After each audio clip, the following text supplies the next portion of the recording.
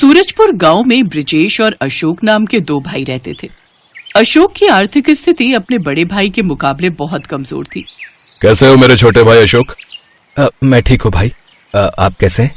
मैं भी ठीक हूँ, लेकिन मुझे तेरे हालात कुछ ठीक नहीं लग रहे। देखना, अब हम दोनों ने एक साथ बर्तन बेचने का काम शुरू किया था, लेकिन देख आज मैं कहां से कहां पहुंच गया और तू अभी भी वहीं का वहीं है। ये सच है भैया कि मेरी आर्थिक स्थिति कमजोर है। कभी कभी तो मुझे और मेरे परिवार को पेट भर खाना भी नसीब नहीं होता, लेकिन फिर भी मेरा परिवार और मैं खुश हैं।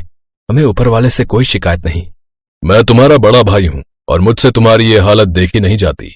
तू जानता है, जब मैं अपने बच्चों को बड़े प्राइवेट स्कूल में जाते हुए देखता हूँ तो मेरे दिल को बड़ा सुकून मिलता है, लेकिन जब मैं तेरे बच्चों को तेरे साथ काम करते हुए देखता हूँ ना, तो मेरे दिल को बड़ी ठेस पहुंचती है। देख, मैं तेरे लिए पिता समान हूं, इसलिए ये सब कह रहा हूं। सही कहा भैया आपने, और आपने मेरे बारे में इतना सोचा, मेरे लिए वही काफी है। देख अशोक, मैं तुझे कितनी बार कह चुका हूं, तुम अपने उस टूटे फूटे घर को छोड़कर मेरे घर पर क्यों नहीं आ जाते? ना तो उस घर में पंखा है और ना ही कोई सुख सुविधा, यहाँ तक कि सर्दियों में ओढ़ने के लिए एक कंबल तक नहीं है। कोई बात नहीं भैया, जैसा चल रहा है चलने दो।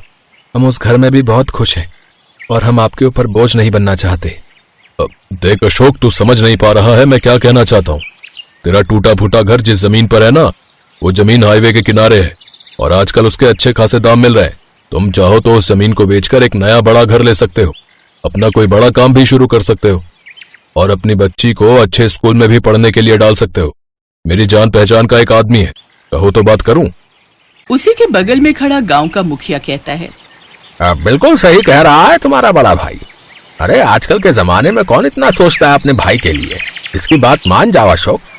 ये कहकर ब्रिजेश और मुखिया वहां से चले गए। अशोक सोच में डूब गया। दरअसल ब्रिजेश एक बड़ा ही लालची किस्म का व्यक्ति था। अशोक की जमीन पर उसकी काफी समय से नजर थी। अशोक सारा दिन बैठकर यही सोचता रहा। फिर शाम को जब घर लौटा तो उसने अपनी पत्नी को सारी बात बताई। सोच बसंती, इस झोपड़ी को बेचकर हमें नया बड़ा घर मिल जाएगा और अपनी सिम्मू भी बड़ी हो रही है, तो कुछ सालों बाद हमें उसकी शादी के लिए भी पैसे चाहिए होंगे ना। लेकिन हम नया घर बनने तक रहेंगे कहाँ? भैया के घर और कहाँ, उन्होंने खुद कहा है। अगले दिन ही अशोक अपने भाई के घर आ गया। मैं अपना घर बेचने के लिए तैयार हूँ। मुझे तुमसे यही उम्मीद थी। अशोक अपनी पत्नी और बच्ची के साथ ब्रिजेश के घर रहने आ गया। उन्हें देखकर ब्रिजेश की पत्नी रमोला बोली, आप भी ना किन भिखारियों को उठाकर ले आए? अरे धीरे बोलो मेरी माँ, अगर अशोक ने सुन लिया ना तो मेरे सारे किए कराए पर पानी फिर जाएगा। लेकिन मैं इन्हें ज्यादा दिन यहाँ नहीं रखूंगी। अरे धीरज रखो, मेरा काम होते ही मैं 3 दिन में ही इन्हें धक्के मारकर इन्हें घर से बाहर निकाल दूंगा। अशोक अपने भाई पर बहुत भरोसा करता था और इसी का फायदा उठाते हुए ब्रिजेश ने अशोक का अंगूठा कुछ कागजों पर लगवा लिया। फिर ब्रिजेश ने वो जमीन एक बिल्डर को बेच दी। 2 दिन बाद, भैया आप मुझे मेरे पैसे दे दीजिए, हमें यहाँ थोड़ा असहज महसूस हो रहा है। आप पैसे दे दें तो हम यहाँ से चले जाते हैं। कौन से पैसे, कैसे पैसे? जो आपने मुझसे जमीन लेकर बेची है उसके पैसे। अच्छा वो, अरे वो मैं तुम्हें बताना भूल गया। वो बिल्डर धोखेबाज निकला। हाईवे किनारे सबकी जमीन उसने अपने नाम करा ली, फिर उन सभी जमीनों को मुंबई के एक बड़े सेठ को बेच दिया और खुद वो देश छोड़कर फरार हो गया। ये सुनते ही अशोक के पैरों तले जमीन खिसक गई और वो रोने लगा। भैया अब मैं कहाँ जाऊंगा और क्या करूंगा? अरे मुझे क्या पता, वो तुम्हारी टेंशन है, तुम जानो। तुम्हारी किस्मत ही खराब है तो हम क्या करें। और सुनो, तुम आज ही अपनी पत्नी और बच्चे को लेकर यहाँ से चले जाना, समझे? मेरी पत्नी खुद तुम लोगों के यहाँ रहने से असहज महसूस कर रही है। लेकिन भैया मैं कहाँ जाऊंगा? वो मुझे नहीं पता, लेकिन मेरी पत्नी बड़ी गुस्से वाली है। अगर उसे गुस्सा आ गया ना तो वो धक्के मारकर तुम्हें घर से बाहर निकाल देगी। अशोक रोते हुए अपनी पत्नी और बच्ची के साथ वहां से अपनी दुकान पर चला गया। तुम्हारे भैया ने हमारे साथ धोखा किया है। मैंने उनके ऊपर कितना विश्वास किया था, लेकिन उन्होंने मेरे साथ धोखा किया। आपकी दुकान पर तो कितने सारे बर्तन हैं जी। हाँ बसंती, अपने गांव में कोई भी ये बर्तन खरीदने नहीं आता, इसलिए सब वैसे के वैसे ही पड़े हैं। तो आप उन्हें दूसरे गांव में ले जाकर क्यों नहीं बेचते? क्या पता वहां कोई खरीद ले। बसंती की बात अशोक को सही लगी और वो टोकरी में बर्तन रखकर बेचने चला गया और उस दिन के सारे बर्तन बिक गए। लौटते वक्त अशोक थक गया तो कुछ देर एक पेड़ के नीचे बैठ गया। तभी वहां पर एक बाबा आए। बेटा थोड़ा पानी पीने को मिलेगा, बहुत प्यास लगी है। अब हाँ बाबा, ये लो। शुक्रिया बेटा। तुमने मुझे पानी दिया है, इसलिए मैं भी तुम्हें कुछ देना चाहता हूँ। ये लो। अब ये क्या बाबा, ये केले का पत्ता? हाँ, जब तुम्हें इसकी जरूरत होगी तुम इससे कुछ मांग लेना, ये तुम्हें अवश्य देगा। लेकिन बाबा के जाते ही अशोक ने उसे एक मजाक समझकर पेड़ के नीचे ही रख दिया और दुकान पर चला गया। अब अशोक हर रोज बर्तन टोकरी में रखकर बेचने लगा, जिससे उसे अच्छी कमाई होने लगी। ये देख ब्रिजेश चलने लगा तो वो दुकान पर आया और अशोक को धक्के मारकर उस दुकान से बाहर निकाल दिया, साथ ही सारे बर्तन भी छीन लिए। दरअसल उस रोज ब्रिजेश ने अशोक की दुकान वाले पेपर बनवाकर उस पर भी अंगूठा लगवा लिया था। अशोक एक बार फिर अपने परिवार के साथ उसी जंगल में उस पेड़ के नीचे आकर बैठ गया और तभी उसे वो केले का पत्ता नजर आया जो उसी जगह रखा था। ये तो वही केले का पत्ता है जो बाबा ने मुझे दिया था। मैं अभी इससे अपने लिए घर मंगाता हूँ। ऐ केले के पत्ते, अगर तू सचमुच जादुई है तो जल्दी से मुझे घर दे दे। तभी चमत्कार हुआ और एक बड़ा सा केले के पत्तों का घर बनकर तैयार हो गया और बाहर बहुत बड़ा केले का बगीचा था जिसमें ढेर सारे केले लगे हुए थे जो कि खाने में बहुत ही टेस्टी थे। अब अशोक खुशी खुशी अपने परिवार के साथ उसमें रहने लगा और अपने बगीचे में लगे केले बेचकर खूब पैसे कमाने लगा।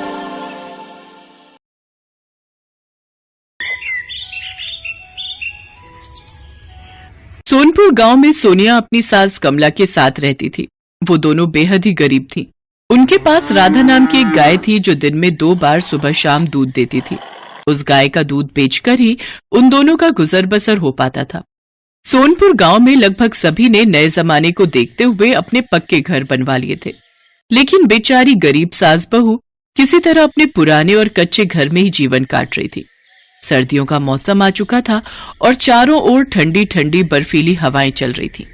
एक शाम कमला अपनी बहू से, बहू, अरे ओ बहू, देख तो जरा, शायद दरवाजा खुला रह गया, बाहर से ठंडी ठंडी हवा आ रही है। माँ जी, कितनी बार तो ये किवाड़ लगा दिया, लेकिन हवा का रुख तेज है जिस वजह से वो अपने आप ही खुल जा रहा है। हाँ, क्या करें बहू, हमारे नसीब ही ऐसे हैं। ये घर और इसके दरवाजे खिड़कियां इतनी पुरानी और टूटी फूटी हैं कि इसमें से ठंड रुकेगी भी तो कहाँ तक। आप फिक्र मत कीजिए माँ जी, मैं ये किवाड़ ढककर इसमें अंदर की तरफ से बड़ा सा पत्थर लगा देती हूँ, जिससे थोड़ी हवा कम हो जाएगी। सास बहू के घर की हालत पूरी तरह से चरमरा चुकी थी, मगर जिन बेचारियों के पास अपने मन मुताबिक खाने पीने और ओढ़ने पहनने तक के पैसे ना हो, वो घर कैसे जुटाएंगी। जैसे तैसे सोनिया ने जुगाड़ करके वो दरवाजा बंद किया और खा पी कर सो गई। उनकी आंख लगे अभी कुछ घंटे हुए थे कि उनकी गाय ने जोर जोर से रंभाना शुरू कर दिया। हाय रे मरजानी, राधा को क्या हो गया जो आधी रात को चिल्ला चिल्ला कर हमारी नींद खराब कर रही है। अरे ओ बहू, उठकर देख तो क्या चाहिए इस राधा को। सोनिया उठकर देखती है तो बाहर बहुत तेज आंधी तूफान आ रहा होता है और उनका घर जोर जोर से हिलने लगता है। माँ जी जल्दी उठिए, अपना घर कभी भी ढह सकता है, चलिए अपनी जान बचाइए। दोनों जल्दी से बाहर आकर खड़ी हो जाती हैं, तभी उनका घर ढह जाता है। हे राम, एकमात्र ये छत ही तो हम दोनों का सहारा थी, अब हम कहाँ जाएंगी। तू इतना निर्दयी क्यों है भगवान। एक तो हमारे सर पर छत नहीं और ऊपर से ये कड़ाके की ठंड। दोनों सास बहू सारी रात राधा के साथ गौशाला की उस खुली झोपड़ी के नीचे खड़े होकर गुजारती है। सुबह होते ही सोनिया मिट्टी के ढेर के नीचे दबे अपने सामान को बटोरती है।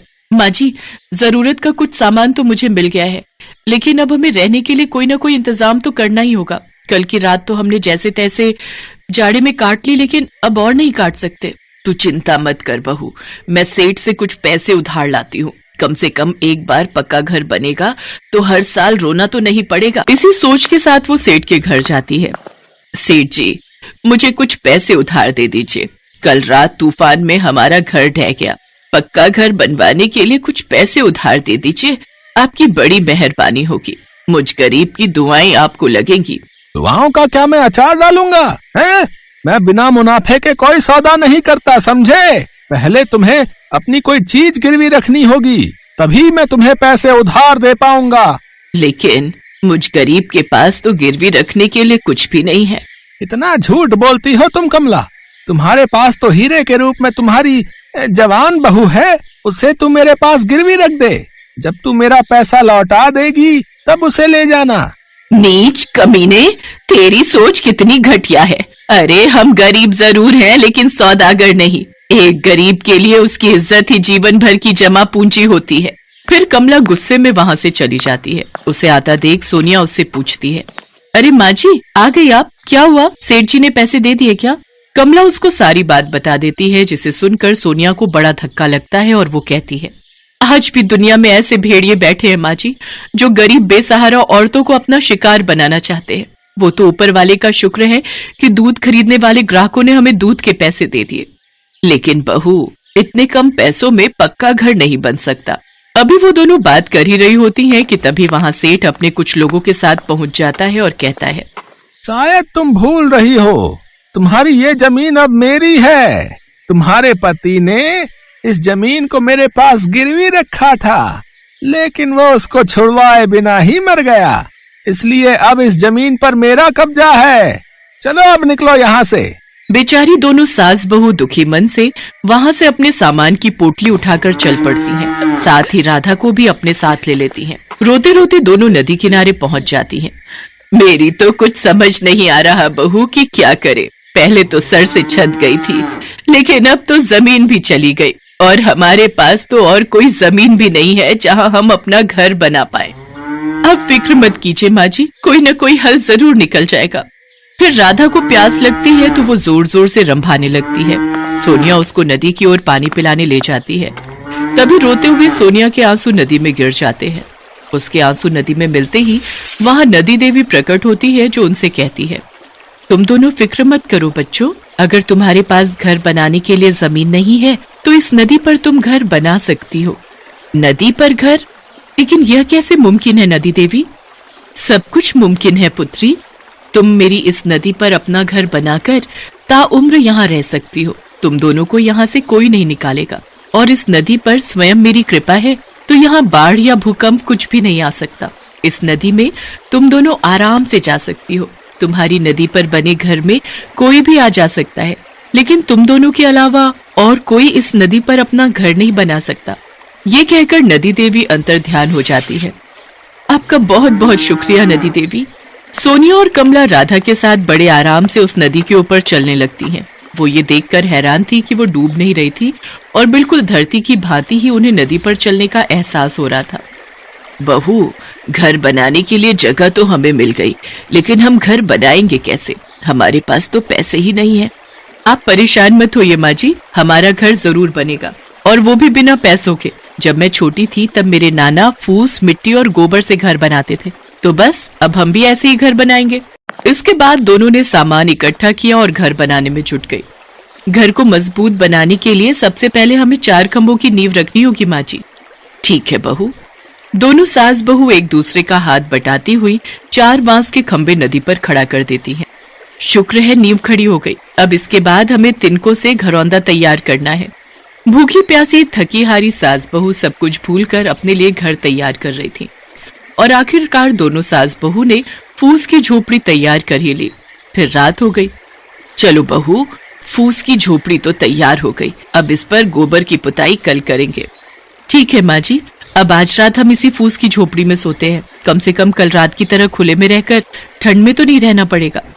वो दोनों चादर बिछाकर लेट जाती हैं और राधा को भी अपने साथ उस झोपड़ी के अंदर कर लेती हैं।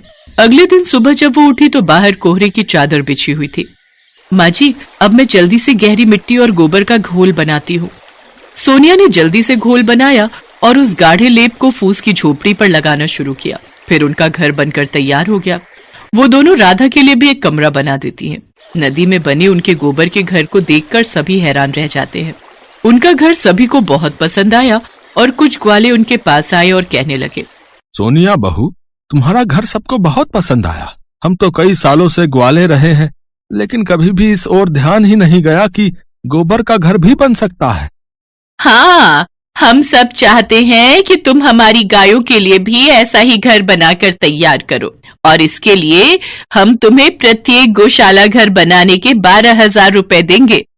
दोनों सास बहू इसके लिए हामी भर देती हैं। कई दिन बीत जाने के बाद, ये देखिए माँ जी, आज गायों के बसेरे के लिए गोबर घर बनाकर हमने कितने पैसे इकट्ठे कर लिए।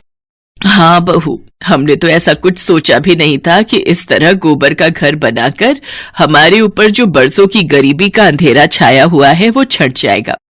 वो दोनों बातें कर ही रही होती हैं कि तभी हाथ में बैग लिए एक पढ़ी लिखी मैडम उनके पास आती है और कहती है, नमस्ते, क्या नदी में गोबर का घर बनाने वाली सास बहू आप ही हैं?